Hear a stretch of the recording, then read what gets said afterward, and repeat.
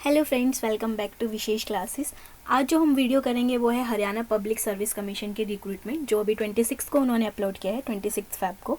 ठीक है, तो आज हम डिस्कस करेंगे कि क्या क्या इंपॉर्टेंट क्राइटेरिया है और क्या क्या इंपॉर्टेंट नोट्स दिए हैं जो आपको ध्यान में रखने हैं इसको अपलोड जब भी आप इसको फिल करेंगे। ठीक है, तो डेट ऑफ पब्लिकेशन इन्होंने दी है 26 फ़रवरी को ये अपलोड कर दिया था उन्होंने एडवर्टाइजमेंट। और ओपनिंग डेट जो है सबमिशन ऑफ ऑनलाइन एप्लीकेशन वो 3 मार्च से है, यानी कि परसों से आप शुरू कर सकते हैं।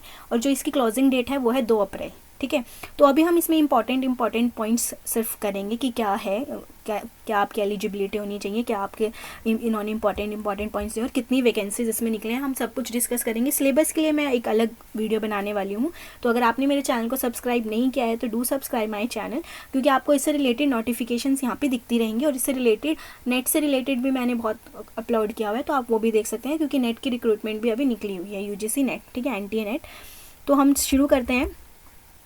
हमें ये पता लग गया कि उसके पब्लिश उन्होंने कब किया है और ऑनलाइन डेट क्या है 3 मार्च और क्लोजिंग डेट क्या है 2 अप्रैल। ठीक है, तो इन्होंने पहले पॉइंट्स बोला है जो इंपॉर्टेंट, कि जो कैंडिडेट्स जो भी अप्लाई कर रहे हैं एग्जामिनेशन के लिए वो इंश्योर कर लें कि वो एलिजिबिलिटी कंडीशंस को फुलफिल करते हैं।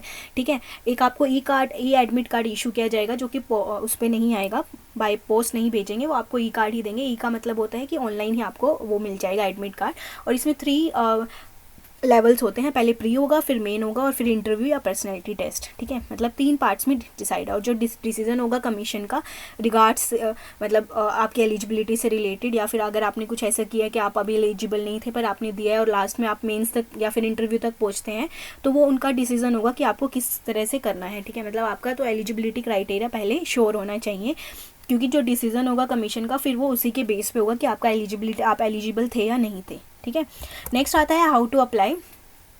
इन्होंने दिया एक वेबसाइट का लिंक दिया हुआ है, मैं आपको डिस्क्रिप्शन में भी दे दूंगी इसी वेबसाइट का लिंक, और ये भी आप जहाँ से ये इंपॉर्टेंट नोटिफिकेशन डाउनलोड कर सकते हैं उसका लिंक भी दे दूंगी। तो इन्होंने दिया हुआ है कि आप hpsc.government.in की साइट पे जाके वहाँ पे कर सकते हो, डिटेल इंस्ट्रक्शन आपको वहाँ पर मिलेगी। ठीक है, और कोई भी मोड नहीं है इसको फिल करने का। ठीक है, लास्ट डेट क्या है आपकी 2 अप्रैल है, टिल 11:55 PM तक आप कर सकते हैं। जो एलिजिबल कैंडिडेट्स होंगे उनको ई एडमिट कार्ड इशू होगा एग्जामिनेशन से पहले। ठीक है, और ई एडमिट कार्ड आपकी उसी वेबसाइट पे मिलेगा जहाँ से आप ये फिल कर रहे हैं। ठीक है, फैसिलिटेशन काउंटर क्या है, इन्होंने बोला है कि अगर आपको किसी तरह की गाइडेंस या क्लैरिफिकेशन या कुछ भी चाहिए तो आप इस नंबर पे कॉल कर सकते हैं, या फिर उनके हेल्प डेस्क पे आप उनको मेल कर सकते हैं किसी भी वर्किंग डे में बिटवीन 9 to 6। ठीक है, अब हम देखते हैं कि कितनी पोस्ट निकली है, कैटेगरी वाइज क्या उन्होंने बाइफर्केशन की है। तो HCS की निकली है जो जनरल कैटेगरी की है, that is 29 post, SC 8, BC 4, BCB category of Haryana 3 और EWS ऑफ हरियाणा 4, तो मतलब टोटल 48 है। ठीक है, और बाकी भी हैं DSP, ETO, DFSC, A class tehsildar, या इन सब की फुल फॉर्म अगर आपको नहीं पता है तो यहाँ पे नीचे दी हुई है। HCS की हरियाणा सिविल सर्विसेज, DSP की deputy superintendent of police, ETO excise and taxation officer, तो ये सबकी आपको यहाँ पे दी हुई है फॉर क्लैरिफिकेशन की किस किस के निकले हैं। तो हम टोटल पोस्ट देख लेते हैं कि कितनी निकली है। टोटल 156 है, जिसमें जो जनरल कैटेगरी की है डैट इज़ 83। इतनी ज़्यादा नहीं है पोस्ट, पर फिर भी एज़ कम्पेयर टू जितनी गवर्नमेंट जॉब्स निकल रही हैं उसके अकॉर्डिंग बहुत सही पोस्ट हैं। तो आप अभी से तैयारी इसकी शुरू कर सकते हैं, क्योंकि जो एग्ज़ाम है वो आई थिंक मई जून में है प्री, और उसके बाद मेंस भी अगस्त में ही है। ठीक है, तो आपको अभी से अपनी तैयारी करना शुरू करना पड़ेगा कि अगर आप करते हैं। और ये वैसे भी A और B, ग्रुप A और ग्रुप B की पोस्ट है।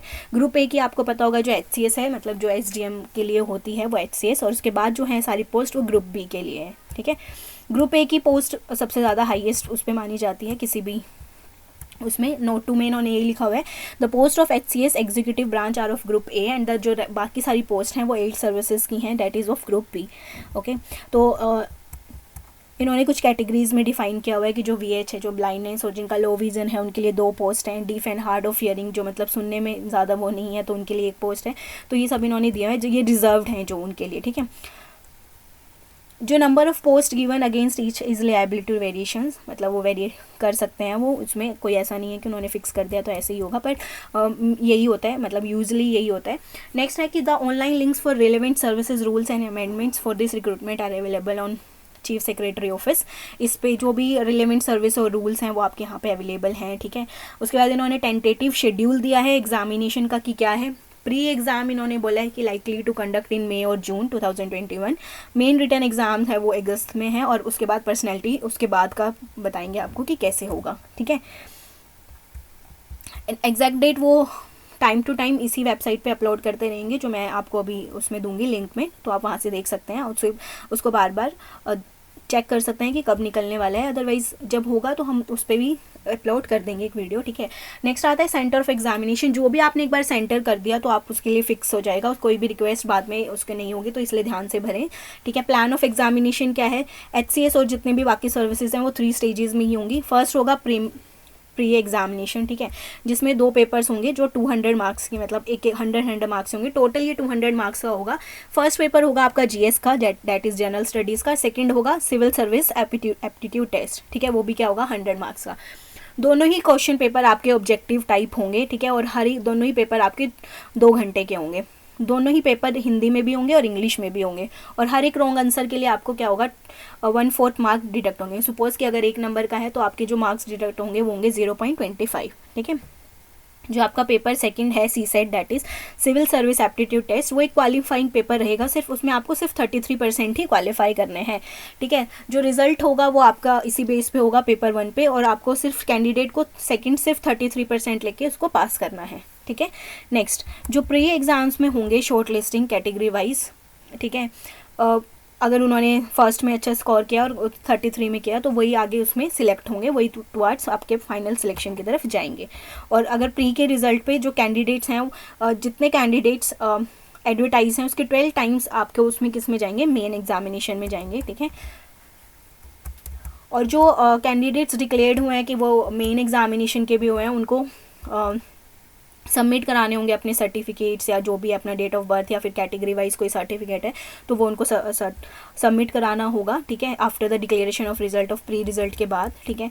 जो सिलेबस होगा वो आपके वेबसाइट पे ही मिल जाएगा, इसी वेबसाइट पे सारा सिलेबस है, ठीक है। अब मेन एग्जाम की तरफ आते हैं। प्री का आपको क्लियर हो गया कि प्री में 2 एग्जाम्स होंगे, 2 पेपर होंगे, जनरल स्टडी और CSET आपको क्लियर करना है। पेपर 1 के बेस पे ही आपकी कट ऑफ के अकॉर्डिंग आपके निकलेगी कि आप मेंस में क्वालिफाई करते हैं या नहीं, और जितनी पोस्ट है उसके 12 टाइम्स वो कैंडिडेट्स सिलेक्ट करेंगे, और उसके बाद अगर आपका प्री क्लियर होता है तो आपको आपके डॉक्यूमेंट्स भी सबमिट कराने हैं, ठीक है।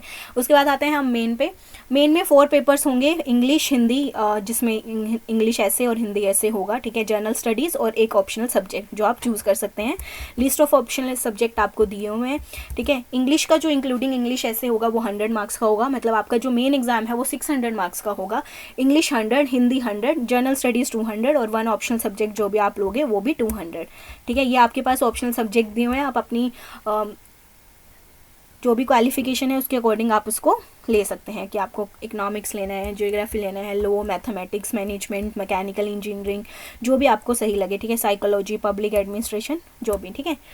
तो कैंडिडेट्स आर डायरेक्टली टू, वो सिर्फ एक ही ऑप्शनल सब्जेक्ट ले सकते हैं out of this 29 optional subject जो भी वो मेन एग्जाम में देना चाहते हैं। इसमें आप ये ध्यान रखिए कि एक बार आपने चूज़ कर लिया अगर ऑप्शनल सब्जेक्ट तो आप इसको किसी भी उस पर चेंज नहीं कर सकते, ठीक है।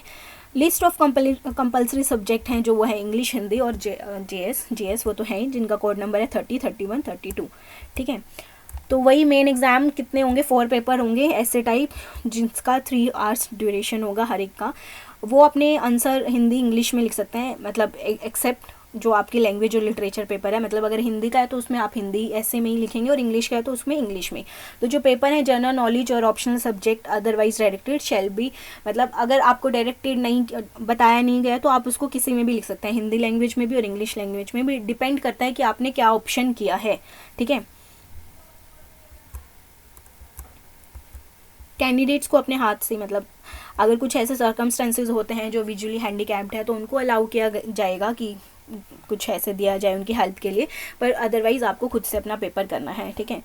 No candidate shall be called for viva voice personality test until obtained at least 45% in all of written और a score of minimum 30%, 33% in Hindi ऐसे देवनागरी, और मतलब कि आपको एटलीस्ट 45% तो लेना है जो रिटर्न पेपर हैं, और 33% लेना है जो हिंदी और इंग्लिश वाले ऐसे हैं उनमें, ठीक है। एटलीस्ट तो लेना ही है, अदरवाइज आपको एंटरटेन भी नहीं किया जाएगा। Candidates are not permitted to bring and use calculator in main examination में, आपको कैलकुलेटर अलाउड नहीं है। Marks will not be awarded for mere superficial knowledge, credit will be given for orderly. अगर आपने बहुत अच्छे से इफेक्टिव और मतलब एग्जैक्ट लिखा है सिर्फ उसके लिए देगा, आपको एक्स्ट्रा ऐसे कुछ नहीं वो करना है, ठीक है। उसके बाद आता है आपका पर्सनैलिटी टेस्ट। जो कैंडिडेट्स जितनी पोस्ट निकले हैं उसके 3 टाइम्स आपको उसमें बुलाया जाएगा इंटरव्यू के लिए, ठीक है। उनको एक इंटरव्यू दिया जाएगा। ऑब्जेक्ट ऑफ इंटरव्यू सिर्फ यही है कि क्या वो जो बच्चा है मतलब जो भी सिलेक्ट हुआ है क्या वो इसके लिए सुटेबल है कि नहीं है, ठीक है। वो वही ऑब्जर्व करेंगे, वही देखेंगे, वो जज करेंगे कि कैसा है, ठीक है। टेक्निक एक स्ट्रिक्ट क्रॉस एग्जामिनेशन नहीं होगा, एक नेचुरल होगा। वो आपसे बस कन्वर्सेशन करेंगे, आपकी मेंटल क्वालिटीज़ देखेंगे कि कैसी है, ठीक है। फाइनल सिलेक्शन बाद में मेरिट बेस पे ही होगा, ठीक है, जितने भी होंगे, और कि ये व्यू रखने की कितनी सर्विसेज और पोस्ट वहाँ पे है, ठीक है, आपके उसमें है उसके।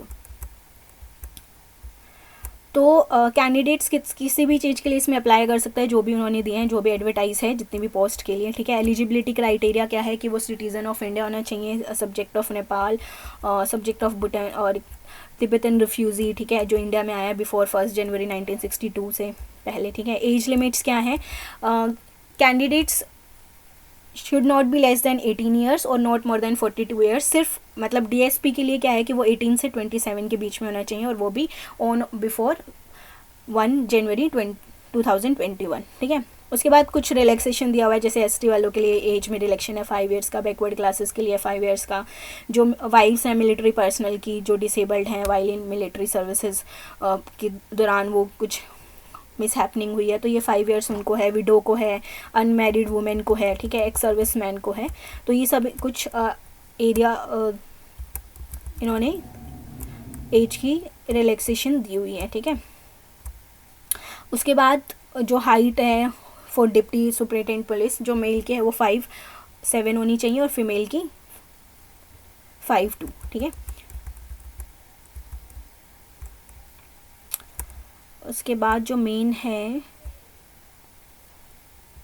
मिनिमम एजुकेशनल क्वालिफिकेशन जो होनी चाहिए, एटलीस्ट आपके पास एक बैचलर डिग्री होनी चाहिए आर्ट्स, साइंस और कॉमर्स में, और एविडेंस ऑफ एज आपके पास जो होगी वो जो आपकी मैट्रिकुलेशन सर्टिफिकेट होगी वहाँ से वो वेरीफाई हो जाएगी, ठीक है।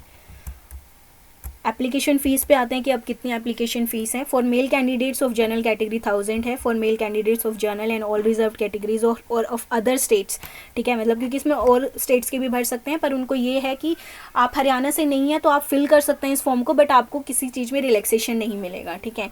तो जो मेल कैंडिडेट्स हैं जनरल या फिर किसी और भी रिजर्व कैटेगरीज के भी हैं चाहे और स्टेट्स के, तो उनके लिए भी 1000 ही है, ठीक है।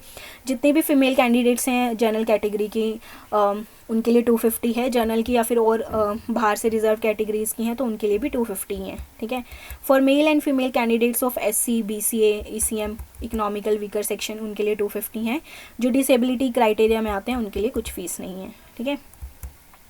Fee will not be refunded to, मतलब चाहे वो आप प्री के लिए गए हो या नहीं गए हो तो आपको फ़ी का कोई रिफ़ंड नहीं मिलेगा, ठीक है। और अगर आपने फ़ी के बिना आपने फॉर्म किया हो तो वो कंसिडर्ड भी नहीं किया जाएगा, ठीक है। अब अप्लाई कैसे करना है, आपको अप्लाई करना है इस साइट पे जाके जो आपको hpscgovernment.in की दी हुई है, वहाँ पे डिटेल इंस्ट्रक्शन है आपको फिल करने के लिए। तो अगर कोई भी अनअवॉइडल सिचुएशन होती है या फिर कुछ और भी मल्टीपल के एप्लीकेशन आप फिल करते हैं तो उसको कंसिडर नहीं किया जाएगा, तो बहुत ध्यान से भरें उसको, ठीक है।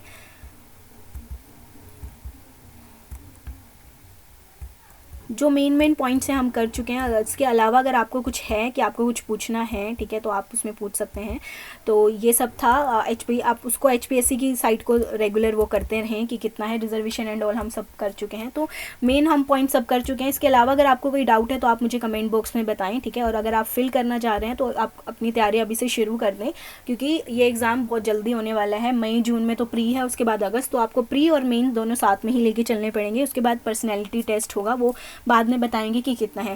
पोस्ट इतनी ज़्यादा नहीं है और बहुत सारे लोग इसको अप्लाई करने वाले हैं, तो आप अपनी तैयारी बहुत अच्छे से करें, ठीक है। सिलेबस के लिए मैं एक अलग वीडियो बनाने वाली हूँ जिससे आपको आइडिया हो जाएगा कि आपको क्या पढ़ना है और कैसे करना है, ठीक है। तो हम मिलते हैं नेक्स्ट वीडियो में। तो अगर आपने अभी तक मेरे चैनल को सब्सक्राइब नहीं किया है तो आप मेरे चैनल को सब्सक्राइब कर सकते हैं, और ये वीडियो आप शेयर कर सकते हैं जिनको भी इसकी ज़रूरत है, जो इस बच्चे इसकी तैयारी कर रहे हैं, आपके फ्रेंड्स या फैमिली में जो भी हैं उनको बता सकते हैं कि रिक्रूटमेंट आ गई है। तो मिलते हैं नेक्स्ट वीडियो में। Thank you.